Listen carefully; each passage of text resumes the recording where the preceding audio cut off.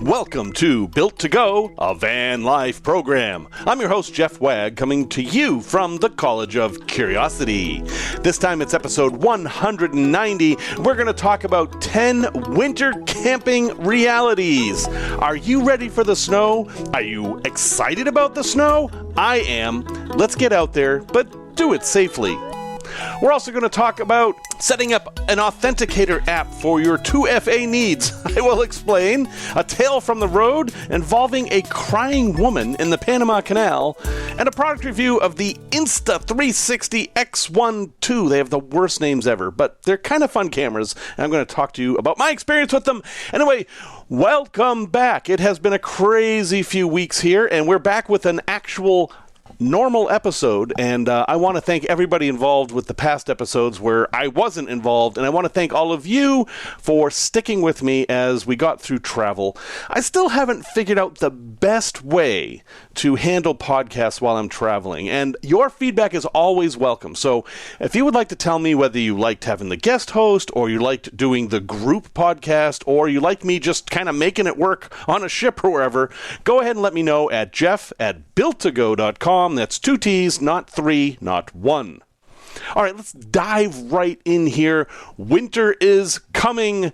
And I'd probably say that too much because I kind of like it. But I actually love winter. I grew up in New England, and we had a lot of snow, and I enjoyed it. Some of my favorite memories of my childhood involved these massive blizzards where we had no school, and we built snow forts and had a wonderful time. And I am very attracted to YouTube videos of people winter camping in their vans. You know, the people who go somewhere and get completely snowed in, and they're somehow making it work in their van, and I love that idea. I've done it a few times. I spent a week winter camping up in Wisconsin, and it was cold, but I did it, and I learned to make myself comfortable, and I learned a bunch of things from doing that. And I've also done winter camping in tents, which is totally possible. I have been out camping at 10 degrees Fahrenheit. I know people do it a lot colder, and there are things you can do to make yourself comfortable. But safety is an issue. This is one of those times where if you screw up badly, you could die. And, well, I'd rather not have that happen, because then I'd lose you as a listener. See, it's always about me in the end. But anyway, let's get down here. I made a list because I like lists, and this list is in no particular order. It's just the things that came up as I was going through this. So, at number 1, have an escape plan. Seriously, if you're going to go out somewhere and get snowed in, because it's fun, and I'm actually encouraging you to do that, have an escape plan. Have an idea of what you're going to do if your vehicle won't start, if your batteries die, whatever. How are you going to get out of there? Because if you can't get out, it's also likely people can't get in. So I would recommend that you don't go anywhere where you're too far away to walk to safety. And walking might be difficult too. Consider that. I mean, if there's a few feet of snow on the ground, it's hard to walk. Don't be afraid to bring a sled with you or something that will help you get out of there. I have a tentative plan to go down to Tiki Bago Land and camp there when the snow is super heavy. And yeah, I've got a few escape plans from there. I mean, I have a tractor I can use to literally make myself a trail to civilization. And if I had to, I could walk to civilization. There's actually hotels I could walk to from there. So that's my escape plan. Make sure you have one too, even if it's simply having a surefire way to contact somebody to come rescue you. It's really important. Number 2, have a backup of everything. I've talked about my obsession with having backup things a lot. I have a backup water system, at least one. I have a backup battery system, at least one. I probably have like 4. You are going to want this if you're in this circumstance, because a failure is much worse when you're winter camping than, say, when you're summer camping, or say you're camping in a campground. Oh no, my battery's dead. Okay, I'll plug it in and charge it again, or I'll start the engine and charge it up, or I'll wait for the solar to catch up. Yeah, those things aren't as available in the winter. So have backups of everything. Bring a lot of extra water, even though if you're in the snow, you could make your own water. We'll talk about that in a minute. But have extra everything, because stuff can go wrong. And battery, really consider having a lot of extra battery, because you're going to be relying on that battery a lot. Number 3, bring a shovel. No, seriously. Bring a shovel, some kind of shovel that you can actually do some real shoveling with. I mean, I have an emergency shovel in the back of my van, one of those military ones that folds up into 18 different shapes, and that will be very useful if I ever get stuck. I'll be able to dig things out with that. That's great. But if you're going to do the kind of winter camping where you're going to spend time outside the van, like in a campfire, you're going to want to have a real shovel, something you can move a lot of snow with. Because if there's 3 feet of snow out there, you're going to have to snow out like a little patio to spend time on. And doing that with one of these little tiny shovels is going to take forever. So, just pick up one of those plastic shovels and bungee cord it to your ladder or your roof, or just throw it under the bed, or whatever your circumstance is. Heck, just proudly wrap it to the grill of your van and drive around with it. Whatever you would like. I think you're going to really want to have a shovel. Number 4. Now, you're going to be fighting the cold the whole time, right? But your bigger enemy, believe it or not, is going to be moisture. You breathe out a lot of moisture, unless you're dead. But you don't want to be dead. So yes, you're going to breathe out a lot of moisture. Any pets you have with you are also going to breathe out a lot of moisture. Any cooking you do, more moisture. You get the idea. On top of that, you've got the condensation problem. No matter how well insulated your van is, there are going to be cold spots somewhere. And any moisture that hits those is going to freeze. So even if you put up the best Reflectix in the world over the windows, some moisture is going to get behind that Reflectix and cover your windows with frost, etc. There is no completely fighting this. It's more of a management thing. And the way to manage it is more ventilation.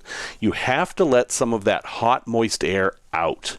And this is counterintuitive because it's cold. You want to keep all the heat in, so you fire up your diesel heater or your buddy heater or whatever you're using for heat, and the thought of opening a vent at the roof where that heat's going to get out is horrifying. And yet that's exactly what you need to do, because that's how the moist air is going to get out, and you really need to cut back on the moisture. I would recommend not, say, boiling a pot of spaghetti under these conditions if you can help it. Maybe cook outside if you can do that. If you have one of those portable butane stoves, if you keep the butane in the van so it doesn't freeze, you should be able to use that outside. Sometimes during use they freeze. You'll have to experiment with that. Have a backup, but yes, moisture is your enemy. Try to keep it out of the van. Also consider that if you've relied on solar panels all summer long, let's say you have 300 watts of solar on the roof and 200 amp hour battery, and you never had any problem with battery life, yeah, you're going to now. Not only is the snow going to cover your panels, which you're going to have to remove, see that shovel once again, but the sun isn't up as much, and also the sun is at a very much lower angle, so you're getting less solar even at noon on a perfect day in the winter. You're not going to be able to charge your batteries the same way you could in the summer, and you have to consider this. So what are you going to do? How else are you going to charge your batteries? Are you going to be in a campground where you can hook up? Great. Are you going to run the engine to charge your batteries, which I normally don't recommend, but in an emergency situation, absolutely. If you're going to do that, absolutely make sure that you leave all your exhaust ports clear. Back to the shovel again.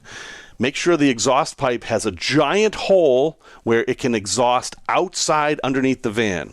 One of the risks of winter camping is that exhaust gases will get trapped under the van and then will get into the van through whatever holes you've made. Make sure your exhaust for your diesel heater and your engine get well and far away from the van. And some people even bring pipes just for this. They'll bring very large kind of drainage pipes and let the exhaust go into those, and then they know it's getting away from the van. This is not a small issue. I know exhaust isn't as dangerous as it used to be because we have all this emissions control now, but it's still dangerous, so don't take that lightly. Number 6, your feet are going to be cold. There's a thing that happens in vans. It's called temperature stratification, that your heat is going to rise to the ceiling and the floor is going to be cold. And every van's floor is cold. I don't care how much insulation you put in there, the floor is cold. The only case where that isn't true is if you have installed hydronic heat, which is pipes underneath the floor that are filled with a hot liquid, usually propylene glycol, something like that. Sometimes ethylene glycol because it's connected to the engine. It depends on how you did it. But if you're not one of those very fortunate and very few people, your floor is going to be cold. Plan for that. Rugs, slippers, warm socks, those are your reality in the winter. Also, consider where you're sleeping in the van. If you're going to sleep on the floor because you have a no build, you're going to be a lot colder than if you can raise yourself up on a cot. And those people who have built the bed over a garage that have like 3 feet of space between the bed and the ceiling, you're going to be the warmest. The temperature stratification can be mitigated somewhat if you have fans, but in my experience winter camping, you can't overcome it completely. The ceiling is always going to be a lot warmer than the floor. And the reason we don't experience this that much in houses is because our ceilings are much higher. We're dealing with much more volume, and the air mixes differently. So just be aware of that. You're going to have weird issues where you might be too hot in bed, but it's like 30 degrees on the floor. And if you have pets, don't forget they're living in a different level than you are. But you can also use the cold. Use what resources you have, right? So if you have any refrigerated goods, if they're frozen goods, put them outside.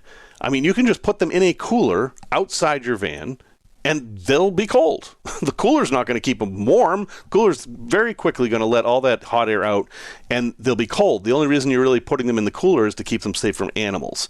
So, yeah, you've got free freezing and refrigeration. If you are using your refrigerator in your van, like I would, a nice trick is to get containers of water and put them outside till they freeze, and then put them in your refrigerator, and then keep swapping them out. This will save you a lot of power from your refrigerator. And remember, saving power is critically important in the winter. Not only from everything I just mentioned, but also consider you have less hours of light, so you're going to have the lights on more too. Another thing you can use the cold for, and this is weird, but hear me out. This is an old Boy Scout trick. If you have something wet that you need to dry, you can let it freeze and beat the ice crystals out of it. Like, let's say you have a completely wet pair of socks. Leave them outside, let them freeze, and then you can just beat on them, and the ice crystals will come out of the socks, at least somewhat.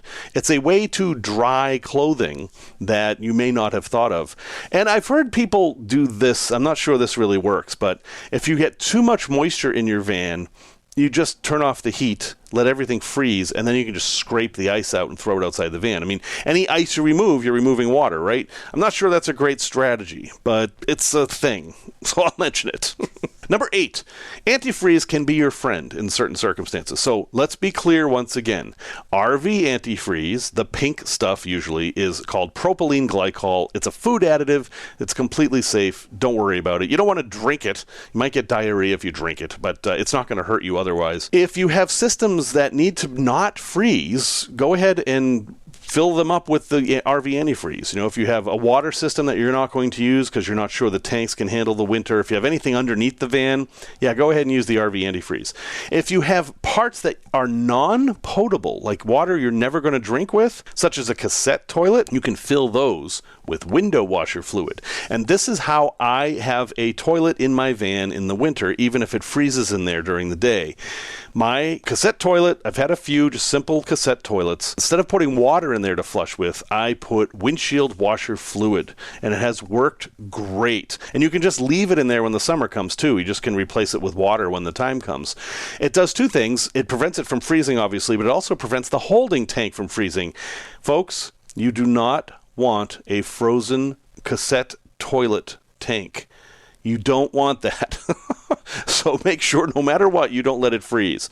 But you can use just cheap windshield washer fluid for things that are never, ever, ever going to come in contact with food or drinking of any kind. But what about food? And this is number 9, if you're counting. I recommend you don't buy anything in jars, because they can freeze and shatter. Stick with cans, because there tends to be so much sodium in canned goods that they don't freeze. I haven't had a can freeze ever. Soda accepted. Cans of fluid, that's another thing. Sodas will freeze and explode and make your life absolutely miserable.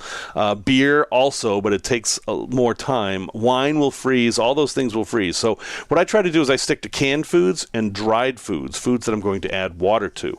Oh, and you might ask, what about water? Well, I just use gallons of water. That's all I do. In the winter, I turn off my sink and I just use gallons of water. And if I'm doing something during the day, like the time I was up in Wisconsin, I was actually in classes all day. I literally brought the gallon of water with me. In fact, I filled it up inside before I went back out to the van. I didn't leave it in the van to freeze. So that's how I handle that. I did use the gray water tank, though.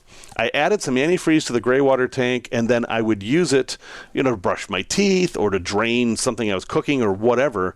And then before I left the van, when I knew it was going to freeze again, I'd pour some more antifreeze down the drain. And that filled the trap, which prevented any problems with freezing. But you do have to think about how you're going to deal with food and consider that it might freeze. That is definitely something to plan on. On the plus side, you can have ice cream with no problems whatsoever. So go for it. And number 10, try to spend some time outside. You're out in this winter wonderland wherever you are. Try to enjoy it. Don't stay cooped up in the van the whole time. I mean, what's the point of that? Spend some time outside and consider what's going to happen after you spend a bunch of time outside. You're going to have wet clothes and wet boots. Have a way to deal with that. One common way I've seen is that people will have an inside set of clothes and an outside set of clothes, including the sacred socks, which are the socks that you only use for sleeping and nothing else. Those can add a lot of comfort in these situations. And some folks I've seen will take their outside clothes and put them in the front of the van. Like if you have a separation, if you have a partition, they'll use kind of the front of the van as a bit of a mud room and keep that stuff outside the living area. I think that makes a lot of sense. Anyway, there's a ton more I could add here. You get it. Watch some more YouTube videos. But I'd like to encourage you to try some winter camping. And if you've never driven in the snow before, this is how people learn how to drive in the snow. They go to an empty mall parking lot and do stupid stuff so they can learn how their van handles.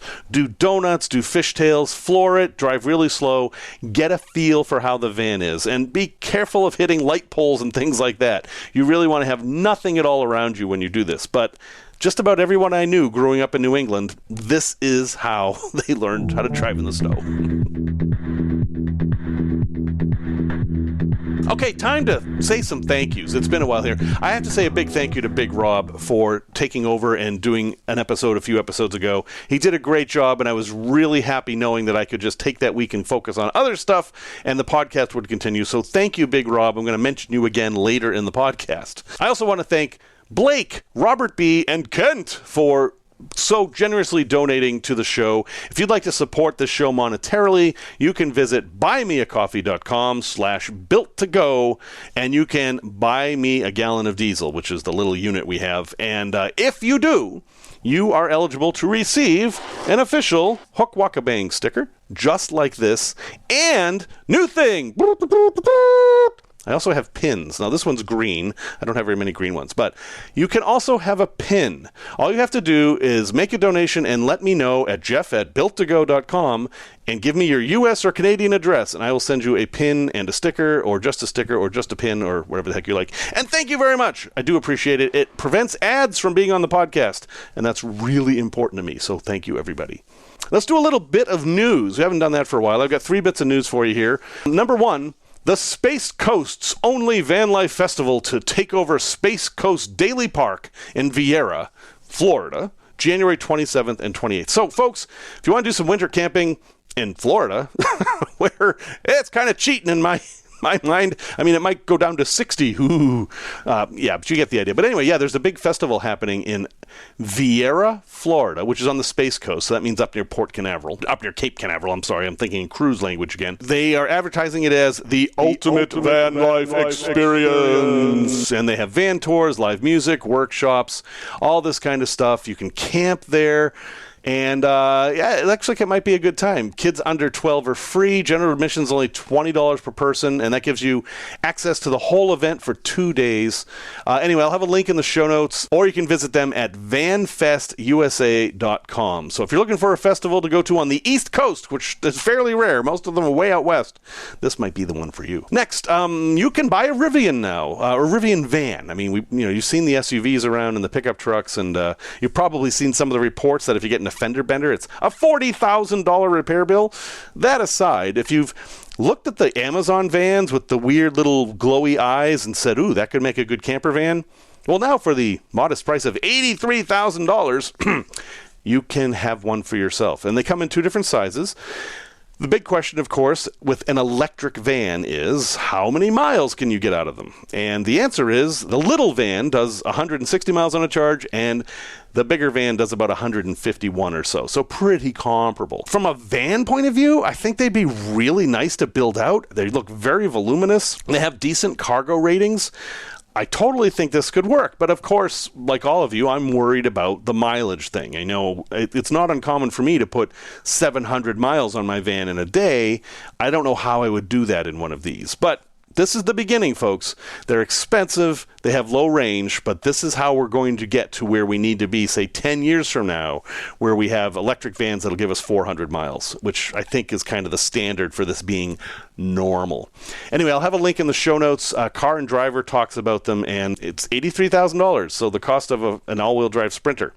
Your choice. I found this weird little piece here that just reminded me of the everlasting power of the Ford E-Series vans, the Econolines. Now, they haven't made Econoline vans since 2014, but they still make the Cutaway, which is the van front and then an RV on the back or a cargo box like a U-Haul or whatever. They still make those. They never stop making those. And in fact, Ford E-Series this year outsold ProMasters. So they sold more Econoline vans than ProMasters this year. These things are never going away. And one of the great things about this is that if you have an old Econoline, you're never going to have to worry about getting parts. They're still making them. They haven't changed much, I can tell you. They look exactly the same as they did 10 years ago. So congrats to you, those of you with an Econoline. I know Big Rob has one. You're still in good shape. They're still current vans, even though you can't buy a new one that's just a van. I'll have a link in the show notes to the article from FordAuthority.com. Tech Talk. Here's a really wonky technical thing that I just want you to be aware of if you're in a situation like mine. I just came back from the Panama Canal cruise, which was awesome and everything, and I'm going to stick to van life for this, but I could talk for hours about that. It was a great trip. But I ran into a problem that could possibly affect you guys doing van life, and that is two-factor authorization. What is two-factor authorization, or 2FA? Well, it's becoming much more common. It's a thing where when you log into a website, like for your bank or Google or whatever, it asks you to verify that login either by receiving an email or a text message. So I ran into this issue on the ship where I needed to have two devices connected in order to do this. For example, I'm at my computer, I log in, and 2FA comes up and it wants to send me a text message. I don't have anything to receive it on because my phone isn't connected because I'm trying to connect with the computer. So I got in this catch-22 where the only thing I could connect with was my phone, but I couldn't actually get the 2FA messages on my phone until after I was connected, but I needed it to get connected. You see? So what's the way around this? Well, there's a very simple way around this, and it is using an Authenticator app. There's a few of them out there. Google and Microsoft are probably the most common. I use Google. And it's an app that runs on your phone that doesn't need the internet. And all it does is give you 6-digit numbers that expire every 30 seconds or so. I don't actually want to know what the number is. And you can ask Google or whatever to use 2FA through an Authenticator app. And when you do this, it'll simply ask you for that 6-digit number. And so in my case, I logged into my computer. It asked me for the number. I pulled up my phone, looked at the number, typed it in, and boom, I could get on with no problem. The key here is that Authenticator apps don't need the internet. They're using an algorithm that just generates these numbers that is protected by all kinds of encryption. And that algorithm is also running on the servers that you're trying to log into. And they're always in sync. I remember back in the day at AOL for some really highly sensitive accounts, we used to have a little device we carried on our keychains that did this. Now it's simply an app on your phone. So if you're going to go on the kind of trip where you might have difficulty getting text messages or email, or you need to log in through these captured systems, absolutely take a look at Google Authenticator and Google it. Just Google Authenticator, learn how it works, and then make sure that you can use it to log into your email and your banks and whatever else is important to you. It really saved my butt on this trip. Product review. So on this trip, I used my Insta360 One X2. Why did they name these like this? Insta360 One X2 360 camera, an awful lot. If you watched the video of episode 189 of this podcast, that's what I used to record that. It's a very strange video. It's a bunch of people sitting around a table and we're all talking about travel and stuff. And the camera kind of pans around from person to person as they speak. The way I did that was I just took one of these Insta360 One X2 cameras and stuck it in the middle of the table, and then I did that all through editing. Now, I'm not all that great at editing for this. That video has a lot that could be criticized for sure, but it worked, and the idea is that these cameras record everything. You don't aim them, you don't focus them, you simply turn them on, and they record the entire room. There's two lenses, each one records about 190 degrees. When you add 190 and 190 together, you get 380, but you only need 360, right? It uses that overlap to make an incredibly invisible seam. Like the seams are just invisible, you can't see them. And it also allows you to put it on a selfie stick. And because of that overlapping, it erases the selfie stick. And actually, it doesn't erase it. It can't record it because it's underneath the camera where the lenses can't see it. Doesn't matter how it works. The bottom line is that you basically have a fake drone. I have a 9-foot selfie stick. This thing's huge. It's made out of carbon fiber. And when I put the camera on top of that, it looks like there's a drone flying 10 feet overhead. And I can, in editing, aim it wherever I want. See, that's the magic of this, is you do it all in editing. The camera, just you turn it on, you do your thing, and then you come back into the editing software that's free from Insta360 and make it do whatever you want. You can zoom in, you can zoom out. If you zoom out all the way, you'll get that tiny planet effect where like somebody's walking on a planet. Anyway, I like this camera. I do. It's weird editing. It takes a lot of time, and you really should embrace the software that comes with the phone if you want to use it for social media, because otherwise you're going to spend a lot of time figuring this out. If you want to make little clips like for Instagram or TikTok or whatever, the phone is really designed to do that. And it even has AI things like, tell me what you want to do. It's like skateboarding scene. And if you've used this to record yourself skateboarding, it already knows what to do. It knows what to track. And then it'll zoom around your head and all this stuff.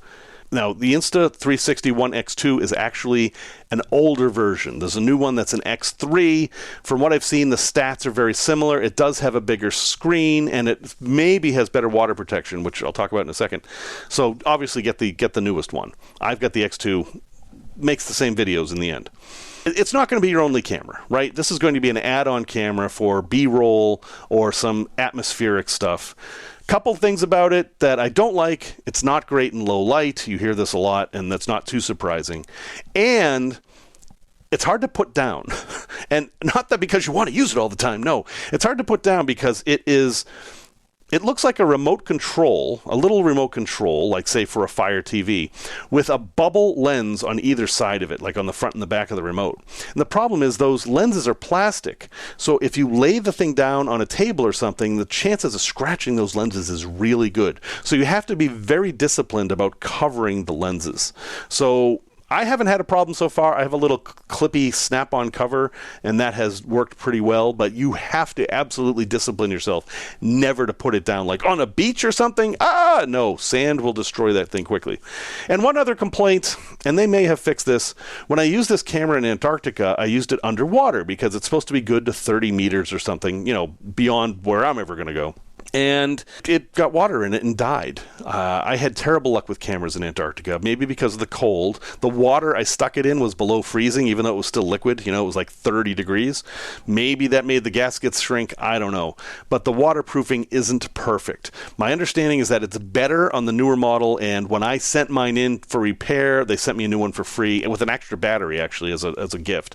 So customer service is good, too. I'll have a link to these in the show notes. Plenty of YouTube videos about them. It's a totally different way of doing camera work. And for people in vans, you could do all kinds of weird stuff, like put it on top of your van, and it's just like there's a drone flying around your van. I mean, or stick it in your van, and you can make videos in your van that you can zoom in and out and show your van or just you or whatever, and all at pretty reasonable quality. So that's the Insta360 One X2 or X3, one of the dumbest named products ever, but still pretty cool.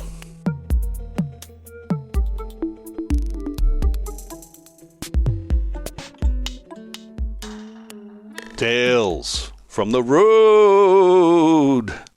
So we're going through the Panama Canal, as one does.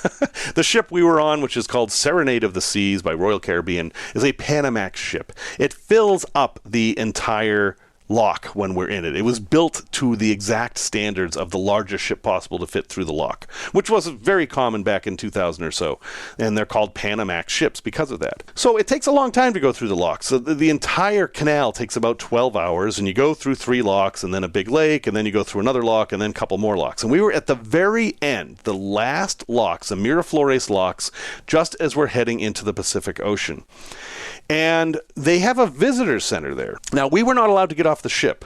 We sailed literally through Panama, but we did not get off the ship in Panama anywhere. We talked about that a lot last episode. But as we're going through, I noticed this grandstand with multiple levels on the side of the canal. It was filled with people, and they were all watching us. We were a tourist attraction. They all seemed to be locals. I could hear them speaking Spanish. I don't know what the deal was. And at the time, we felt like celebrities, even though we were on Royal Caribbean. Cruise humor there. It turns out they do this all the time. This is the canal is a tourist attraction. People just go to the canal to see ships go through. So that was interesting. But I noticed some people in a weird place. The canal is really 2 canals. All right, forget about the new canal for a second. That just complicates things. There's 2 canals. Ships go in, one to go up and one to go down at the same time. You've got the land, a lock, a space, another lock, and then land again. So that space between the locks is kind of a no man's land. You know, you can't really just walk there. You literally have to walk across the top of the lock doors to get out there. So it's not publicly accessible. But there were some people milling about there, and I saw some of them had life jackets on, so I knew they were, helping with the mules, the electric vehicles that towed us through there and stuff. But I noticed there was a woman, and this woman was dressed in civilian clothes, didn't have a life jacket on, and she had her hands up to her mouth and just seemed very worried. And I thought I could see tears in her eyes, although I was pretty far away. Our ship was at the top of the lock and was sinking to get down to the Pacific level. And she kept scanning the deck, particularly the front of the ship, looking for something. Or I'm like, is the ship on fire or something? Is she noticing something terrible going on with the ship? And I'm looking around, and everybody's out there because it's the last lock, and we don't know what's going on, but something seemed terribly wrong. And then an officer came out, and he looked concerned, and he kind of forced his way up to the rail, and he's looking over, and he sees the woman, and he clasps his hands to his face, and then throws his arms wide in this massive hug. And the woman reciprocates. She does the same thing, and then her tears suddenly are accompanied by a smile. Same tears, totally different expression on her face. And we didn't know what's going on, but they started shouting back and forth to each other in Spanish, and I kept hearing some words, like amour and hijo and things like that, so I kind of figured out what was going on from the context, but not entirely. Somebody else in our group actually talked to the officer and found out that this young officer on our ship was from Panama, and he was stationed on the ship for like a 6-month contract, and he hadn't seen his mother in months. And she knew he was coming through the canal, so she got special permission to go in that kind of no man's zone to see her son sail by. It was a really just kind of a sweet little real moment. It reminded us passengers how lucky we are that we can do this for fun. There's other people working here, and their lives are severely restricted because they're working on a ship. And just that little tiny bit of connection where they were so close to each other, especially as the ship lowered in the lock, because at that point, they were maybe 30 feet from each other when we got down to the lowest part. And of course, as soon as we got to the lowest part, the doors opened and we sailed away. and then she wouldn't see her son again until, well, as it happens next week, because the ship is going to turn around in LA and go right back through the canal. And I imagine that scene will be repeated, although instead of 6 o'clock at night, it'll happen at 6 o'clock in the morning. We understand that gentleman's getting off the ship in not too long, and he'll be able to go home and spend some real time with his mother for the holidays, which we think is wonderful. But it was just one of those nice moments that you can experience traveling if you just kind of pay attention to the little human dramas going on all around you, and it's one of my favorite things.